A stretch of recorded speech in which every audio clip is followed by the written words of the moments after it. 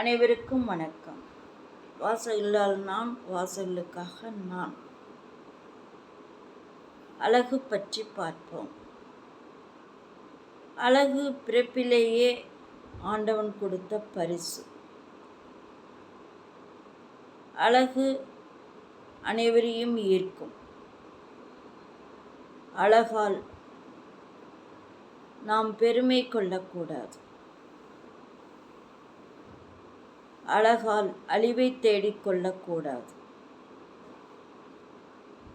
அழகோடு செயற்கை அழகு சேர்த்தினால் எடுபடாது. அழகில் இயற்கை அழகே அழகு. இதை பற்றிய ஒரு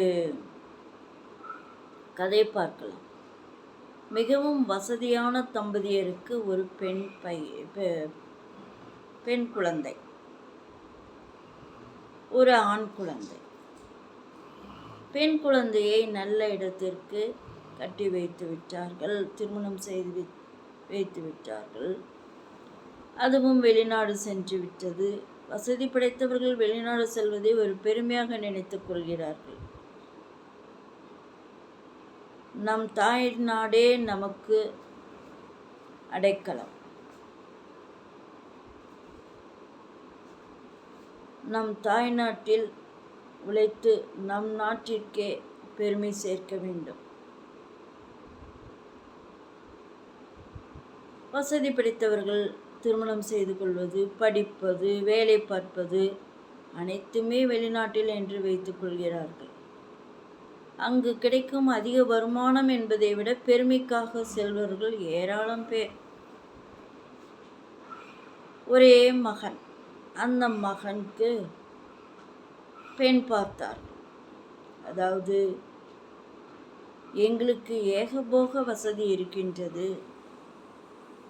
பெண் படிக்க வேண்டும் என்று இல்லை, அதிக படிப்பு வேண்டியதில்லை, பெண்ணுக்கு அதிக வசதி வாய்ப்புகள் வேண்டும் என்றும் இல்லை, பெண் இயற்கை அழகாக இருந்தால் போதும் எங்கள் பையனுக்கு, அப்படித்தான் எங்கள் பையனும் விரும்புகிறான் என்று சொல்லி பெண் தேடிக்கொண்டிருந்தார்கள்.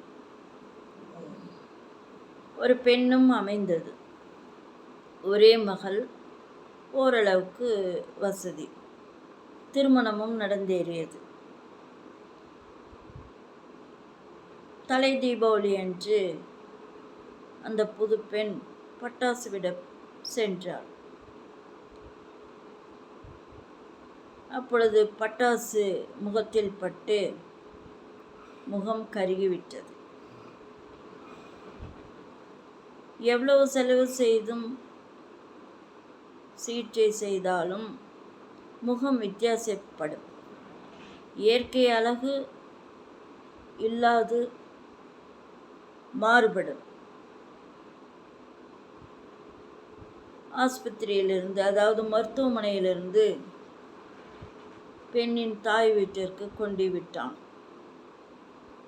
இதை ஓரளவுக்கு சரியானவுடன் நான் கூட்டிக் கொள்கிறேன், பார்த்து கொள்ளுங்கள், அங்கு எவ்வளவுதான் வேலைக்காரர்கள் இருந்தாலும் சரிப்படாது, இங்கேயே இருக்கட்டும் என்று சொன்னான்.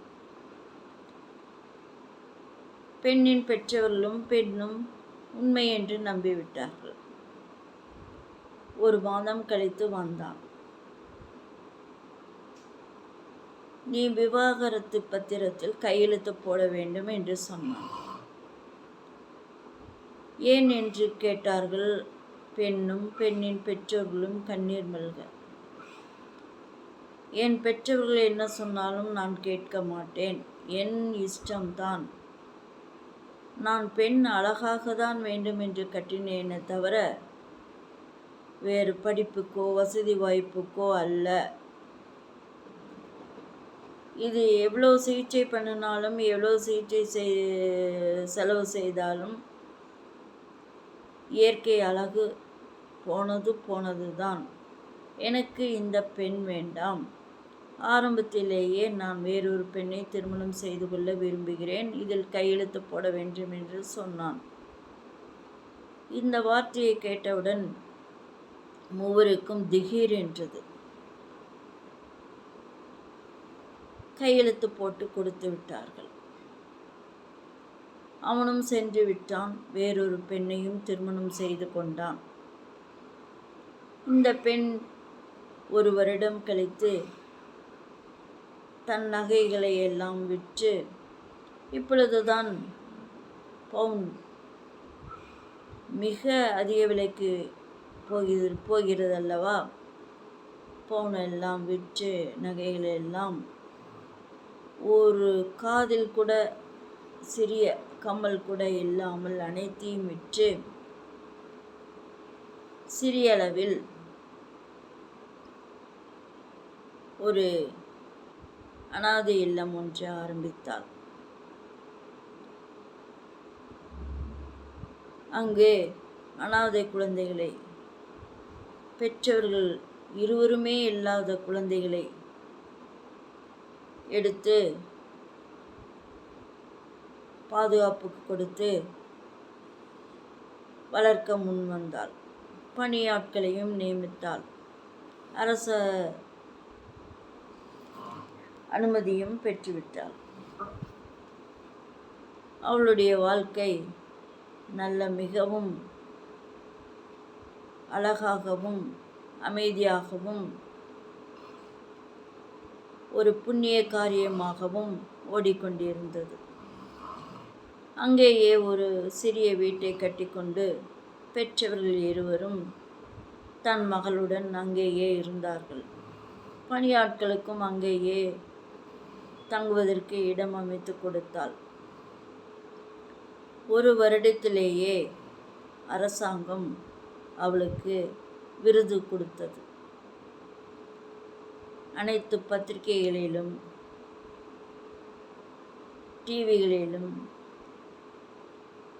யூடியூப் சேனலிலும் இவளது முகத்தை கண்டு வெட்கப்பட்டு போனான் அந்த புது மாப்பிள்ளை. 1 வருடத்துக்குள் இவ்வளவு மாற்றங்களா என்று யோசித்தான். அவனது புது மனைவியோ இவனது ஒழுக்கக்கேடான செயல்களை பார்த்துவிட்டு இவன் வெளியில் சென்று வருவதற்குள் தப்பித்து விட்டாள். இவன் அவர்கள் வீட்டிற்கு சென்று பார்த்த பொழுது அங்கே இருந்தாள். ஏன் என்று கேட்டதற்கு விளக்கம் சொன்னாள்.